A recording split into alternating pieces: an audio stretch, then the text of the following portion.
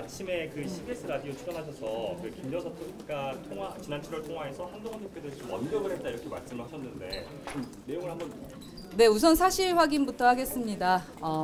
김건희 여사께서 제게 전화한 것은 사실입니다. 하지만 최근이 아니라 7월 12일 저희 시부상이 있었을 때 전화를 주셨고요. 그때 여러 가지 대화를 했습니다.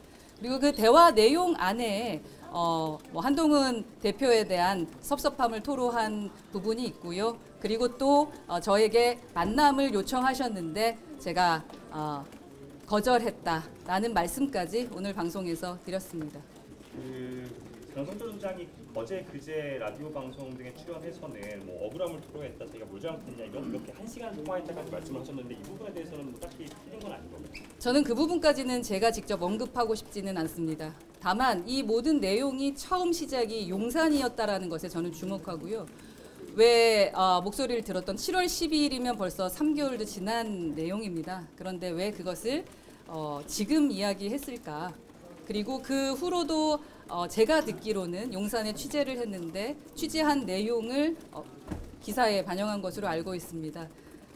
그래서 제가 그 통화 내용에 대해서 얘기하는 것은 저는 오늘은 그 두 가지만 하고 하지 않으려고 합니다.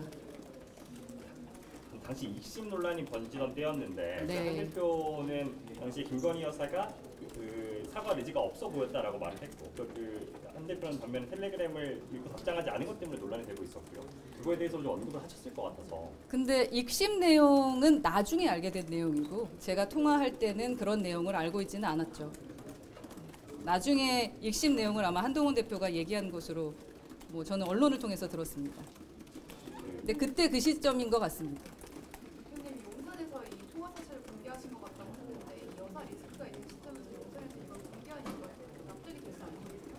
대표님이 생각하시기에 이걸 용산에서 공개했다면 어떤 의도가 있다고 생각하세요? 사실 제가 가장 궁금한 지점이 그것입니다. 다른 야당 대표든 다른 분들이 내용 자체를 공개하는 것처럼 저는 공개하지 않았는데 왜 굳이 용산에서 이 부분에 대한 것을 공개했을까라는 것이 의문이고요. 그 답을 저는 아직 찾지 못했습니다. 오늘 혹시라도 기자 여러분께서 답을 찾게 된다면 저에게 알려주십시오. 네, 추측하는 건 있습니다만 추측을 얘기하고 싶진 않습니다. 네. 김건희 여사가 만나자고 한 앞뒤 맥락이 있을 텐데 다짜고짜 만나자고 하진 않았을 것 같아요. 네, 여러 가지 말씀 나누고 직접 보고 여러 가지 얘기 나누고 싶다라고 말씀하셨습니다. 근데 그 내용들을 제가 여기서 하나하나 말씀드리는 것은 제 원칙에 맞지 않은 것 같아서요. 혹시 특검법 제표결에 대한 얘기도 언급이 있었어요? 그때는 그런 이야기가 있었을 때는 아닙니다. 더 질문 없으시면 가장 중요한 것은 여튼 그 이후로 통화하지 않고 있고요. 네.